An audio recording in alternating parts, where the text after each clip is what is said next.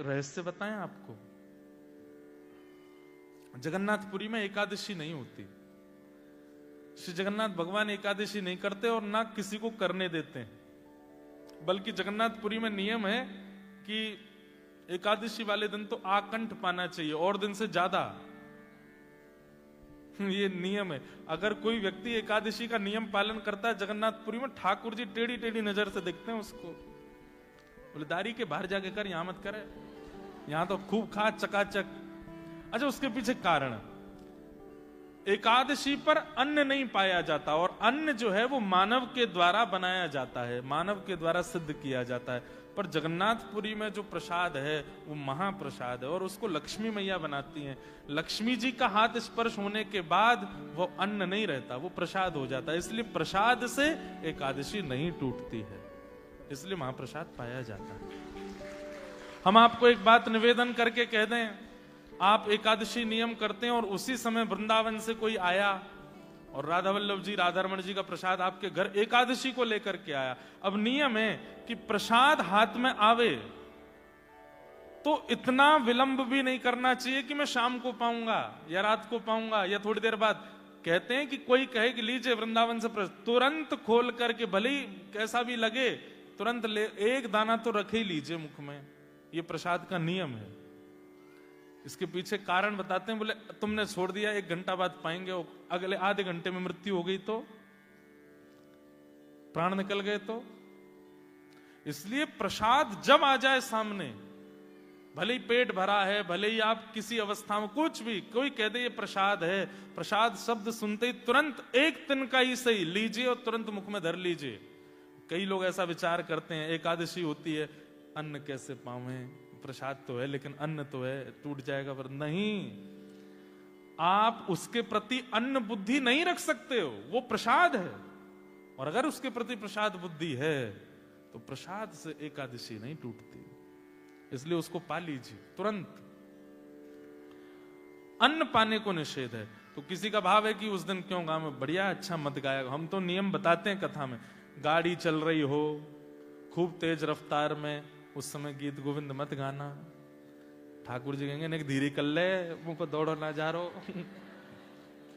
गीत गोविंद कब गाना चाहिए? जब आप व्यवस्थित बैठे हो, आनंद से बैठे हो, आसन लगा करके, उस पर इत्र लगा करके, बिल्कुल मंद, ठाकुर जी को श्रम ना हो, ये विचार करके गीत गोविंद का पाठ करना चाहिए। ठाकुर जी निश्चित आते हैं। गृहस्थ में पति भक्ति में नहीं है, परंतु मैं हूं, मुझे दीक्षा लेने का बहुत मन है, क्या मैं दीक्षा ले सकती हूं? और बहुत असमंजस है कि किस संप्रदाय से लेनी चाहिए, आदि आदि। पहली बात, असमंजस व्यक्ति को दीक्षा नहीं लेनी चाहिए। आपको पहले तो यही असमंजस है कि संप्रदाय देखिए, गुरु हम कथा में बताते हैं कि जिनकी वाणी आपको कृष्ण के समीप ले जा रही हो, जिनके विचार आपको और अच्छा बना रहे हो वैष्णवता में, जिन दोषों को आप कभी नहीं छोड़ पाए, जिन दुराचारों को आप कभी त्याग नहीं पाए, जिनके आने से वो सब स्पष्ट होने लग जाए, वो गुरु हैं आपके। फिर चाहे वो जिस संप्रदाय से हो, आप उनकी शरणागति ले सकते हैं। लेकिन अगर पति अनुकूल नहीं है, उनके भाव नहीं है, तो प्रतीक्षा करो, किशोरी जी से प्रार्थना करो, मानसिक गुरु बना लीजिए किसी को, क्योंकि फिर बेवजह द्वंद्व होगा घर में और फिर अपराध गुरु जी को भी लगेगा। इसलिए किशोरी जी से प्रार्थना करो, इनको हम अपने मन से गुरु मानते हैं, ये हमारे मन से गुरु बने रहें। अब जब पति अनुकूल हो जाएगा तब हम देह की दीक्षा कर लेंगे, ठीक है? तो शरीर की दीक्षा तो तब तक नहीं करनी जब तक व्यवस्था अनुकूल ना लगे। बहुत सारे प्रश्न हो गए, सबको प्रणाम है, क्योंकि बाकी सारे प्रश्न ऐसे हैं जिनका उत्तर हम दे ही देते हैं, और जिनके रह गए हैं हम रात में सब रीड आउट करेंगे, कल कथा क्रम में ही आपके उत्तर मिल जाएं, ऐसी प्रार्थना रखेंगे।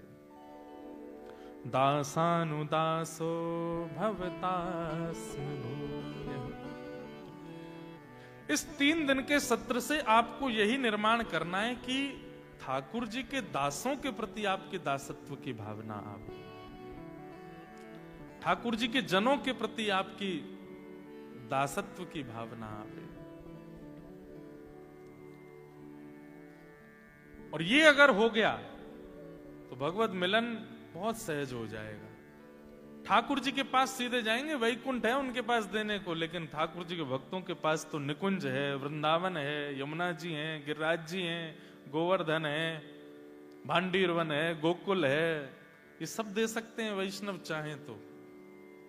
इसलिए वैष्णवों की शरणागति करो, ठाकुर जी को भजवे वारेन के दास बनो।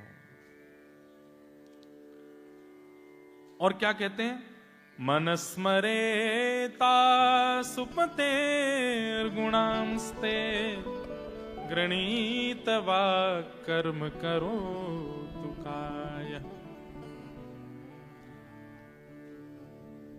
वृत्रासुर कहते हैं कि नाथ, एक तो मुझे आपके दासों का दास बना दीजिए, और क्या कीजिए, बोले मेरा मन सदैव आपका स्मरण करता रहे, आपके गुणानवाद मेरी जिह्वा गाती रहे, आपके ही गुणानवादों को मैं सुन करके अपने कर्म से, अपनी काया से कर्म करूं, हाथों से सेवा करूं, पैरों से प्रदक्षिणा करूं, मेरा सर्वांगीण अंग आपकी सेवा में लग जाए नाथ, ये कृपा करो।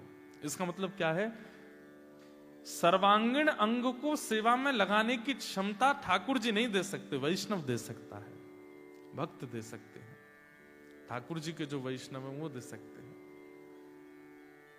दर्शन को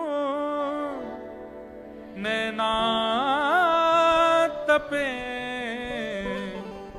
वचन सुनन को कान, मिलवे को हियरा तपे, हिय के जीवन प्राण, गोवर्धन वासी